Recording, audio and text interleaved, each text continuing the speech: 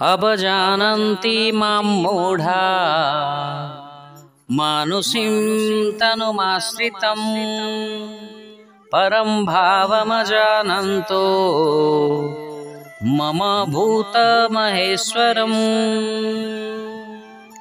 बंधुगण এই শ্লোক সংখ্যা 11 ରୁ 25 ରେ ପ୍ରଭୁ ଶ୍ରୀକୃଷ୍ଣଙ୍କ ବିଭିନ୍ନ ପ୍ରକାର ଉପାସକଙ୍କ ବିଷୟରେ ଆଲୋଚନା କରାଯାଇଛି।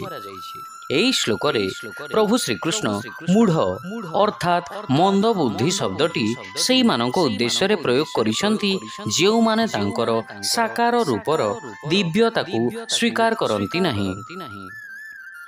ଯେଉଁ ମନୁଷ୍ୟମାନେ କହନ୍ତି ଯେ ଭଗବାନ କେବଳ ନିରାକାର ଅଟନ୍ତି ଏବଂ ସେ ସାକାର ରୂପରେ ପ୍ରକଟ ହୋଇପାରିବେ ନାହିଁ, ସେମାନେ ଭଗବାନଙ୍କର ଅନନ୍ତ ଶକ୍ତିଯୁକ୍ତ ଓ ସର୍ବଶକ୍ତିମାନ ଗୁଣକୁ ଅନୁଭବ କରିପାରିନଥାନ୍ତି। ପରମ ପୁରୁଷ ଭଗବାନ ଏହି ରୂପରଙ୍ଗ ଭରା ସଂସାରର ସୃଷ୍ଟି କରିଛନ୍ତି। ସଂସାରରେ ଅସଂଖ୍ୟ ରୂପ ସୃଷ୍ଟି କରିପାରୁଥିବା ଭଗବାନ କ'ଣ ନିଜର ଏକ ରୂପ ସୃଷ୍ଟି କରିପାରିବେ ନାହିଁ? ବନ୍ଧୁଗଣ, ବେଦରେ ଉଲ୍ଲେଖ ଅଛି, ଅପଶ୍ୟମ୍ ଗୋପାମ୍ ଅନିପଦ୍ୟ ମାନମା, ଅର୍ଥାତ୍ ମୁଁ ଭଗବାନଙ୍କୁ ଗୋଟିଏ ଅପରାଜେୟ ବାଳକ ଯିଏ ଗୋଟିଏ ଗୋପାଳକ ପରିବାରରେ ଆବିର୍ଭୂତ ହୋଇଛନ୍ତି ସେହି ରୂପରେ ଦର୍ଶନ କରୁଛି। ଗୋପାଳ ତାପନୀ ଉପନିଷଦରେ ମଧ୍ୟ ଉଲ୍ଲେଖ ଅଛି, ଦ୍ୱିଭୁଜଂ ମୌନ ମୁଦ୍ରାଧ୍ୟାଂ ବନ ମାଳିନମୀଶ୍ୱରମ୍, ଅର୍ଥାତ୍ ଭଗବାନ ଗଳାରେ ବନ୍ୟ ପୁଷ୍ପର ମାଳ ପିନ୍ଧିଛନ୍ତି, ବଂଶୀ ବଜାଉଛନ୍ତି ଏବଂ ହସ୍ତରେ ମନମୁଗ୍ଧକର ମୌନ ମୁଦ୍ରା ଧାରଣ କରିଛନ୍ତି। ଭାଗବତମରେ ମଧ୍ୟ ଉଲ୍ଲେଖ ଅଛି, ଗୂଢ଼ଂ ପରଂ ବ୍ରହ୍ମ ମନୁଷ୍ୟ ଲିଙ୍ଗମ୍, ଅର୍ଥାତ୍ ଭଗବାନ ମନୁଷ୍ୟ ରୂପ ଧାରଣ କରନ୍ତି। ଏହା ଗୂଢ଼ତମ ଜ୍ଞାନ ଅଟେ। ଭାଗବତମରେ ଆଉ ମଧ୍ୟ ଉଲ୍ଲେଖ ଅଛି, ଯତ୍ରାବତୀର୍ଣ୍ଣୋ ଭଗବାନ ପରମାତ୍ମା ନରାକୃତିଃ, ଅର୍ଥାତ୍ ସେହି ସମୟରେ ସମସ୍ତ ଐଶ୍ୱର୍ଯ୍ୟଧାରୀ ପରମାତ୍ମା ମନୁଷ୍ୟ ରୂପରେ ଅବତୀର୍ଣ୍ଣ ହେଲେ। ଏବଂ ବ୍ରହ୍ମ ସଂହିତାରେ ଉଲ୍ଲେଖ ଅଛି, ଈଶ୍ୱରଃ ପରମଃ କୃଷ୍ଣଃ ସଚ୍ଚିଦାନନ୍ଦ ବିଗ୍ରହ ଅନାଦିରାଦିର୍ ଗୋବିନ୍ଦଃ ସର୍ବକାରଣ କାରଣମ୍, ଅର୍ଥାତ୍ ବ୍ରହ୍ମା ଶ୍ରୀକୃଷ୍ଣଙ୍କୁ ପ୍ରାର୍ଥନା କରୁଛନ୍ତି ଯେ ମୁଁ ସେହି ଶ୍ରୀକୃଷ୍ଣଙ୍କ ଉପାସନା କରୁଛି ଯିଏ ନିତ୍ୟ ସର୍ବଜ୍ଞ ଏବଂ ଆନନ୍ଦମୟ ଅଟନ୍ତି। ତାଙ୍କର ପ୍ରାରମ୍ଭ ବା ଅନ୍ତ ନାହିଁ ଏବଂ ସେ ସବୁ କାରଣର କାରଣ ଅଟନ୍ତି। ବନ୍ଧୁଗଣ, ଭଗବାନଙ୍କ ସାକାର ରୂପ ସମ୍ବନ୍ଧରେ ଆମେ ମନେ ରଖିବା ଉଚିତ ଯେ ତାହା ଦିବ୍ୟ ରୂପ ଅଟେ, ଅର୍ଥାତ୍ ମାଇକ ରୂପର ସମସ୍ତ ବିକାରରୁ ରହିତ ଅଟେ। ଭଗବାନଙ୍କ ସ୍ୱରୂପ ସଚ୍ଚିତ୍ତ ଆନନ୍ଦମୟ ଅଟେ, ଅର୍ଥାତ୍ ଏହା ନିତ୍ୟ ଜ୍ଞାନମୟ ଦିବ୍ୟାନନ୍ଦରେ ଗଠିତ ହୋଇଥାଏ।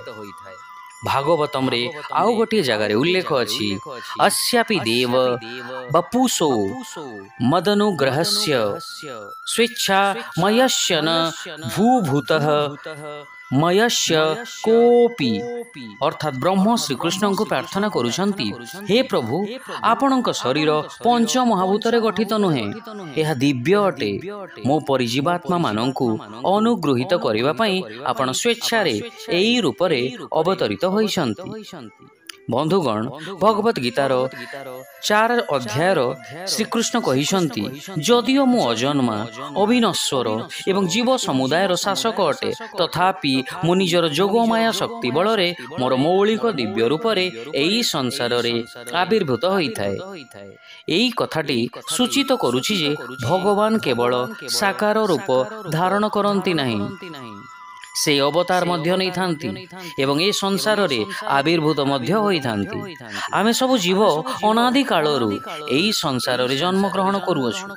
ତେଣୁ ସମ୍ଭବତଃ ଭଗବାନଙ୍କ ପୂର୍ବ ଅବତାର କାଳରେ ଆମେମାନେ ମଧ୍ୟ ମାନବ ଶରୀରରେ ଏହି ପୃଥିବୀରେ ଥିବା ଏବଂ ଭଗବାନଙ୍କୁ ଦେଖିଥିବା ମଧ୍ୟ। କିନ୍ତୁ ଭଗବାନଙ୍କର ରୂପ ଦିବ୍ୟ ଥିଲା, ଅଥଚ ଆମର ଆଖି ମାଇକ ସଂସାର ଭିତରେ ଥିଲା। ତେଣୁ ମାଇକ ଆଖିରେ ତାଙ୍କୁ ଦେଖି ଆମେ ହୁଏତ ତାଙ୍କର ଦିବ୍ୟ ବ୍ୟକ୍ତିତ୍ୱକୁ ଚିହ୍ନି ପାରିନଥିବା।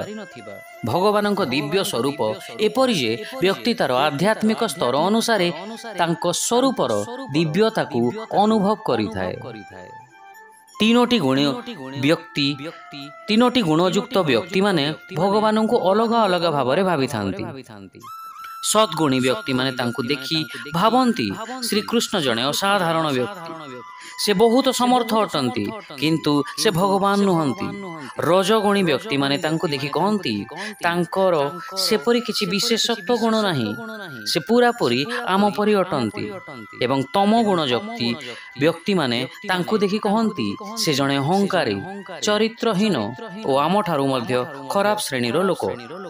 ଏବଂ କେବଳ ଭାଗବତ ପ୍ରାପ୍ତ ମହାପୁରୁଷମାନେ ଭଗବାନଙ୍କ କୃପାକୁ ଦିବ୍ୟା ଦୃଷ୍ଟି ପ୍ରାପ୍ତ କରିଥିବା କାରଣରୁ ତାଙ୍କୁ ଭଗବାନ ବୋଲି ଚିହ୍ନି ପାରିଥାନ୍ତି। ଶ୍ରୀକୃଷ୍ଣ କହୁଛନ୍ତି ଯେ ଯେତେବେଳେ ଅବତାର ଗ୍ରହଣ କରନ୍ତି ମାୟାବଦ୍ଧ ଅଜ୍ଞାନୀ ଜୀବମାନେ ତାଙ୍କୁ ଚିହ୍ନି ପାରନ୍ତି ନାହିଁ। ଶିକ୍ଷା, ମୁଁ ଯେତେବେଳେ ସାକାର ରୂପରେ ଅବତୀର୍ଣ୍ଣ ହୁଏ ଅଜ୍ଞାନୀମାନେ ମୋତେ ଚିହ୍ନି ପାରନ୍ତି ନାହିଁ। ସମସ୍ତ ପ୍ରାଣୀଙ୍କର ଅଧୀଶ୍ୱର ଭାବେ ମୋର ଦିବ୍ୟ ସ୍ୱରୂପକୁ ସେମାନେ ଜାଣିପାରନ୍ତି ନାହିଁ। When I descend in my personal form, deluded persons are unable to recognize me. They do not know the divinity of my personality as the Supreme Lord of all beings. Hare Krishna.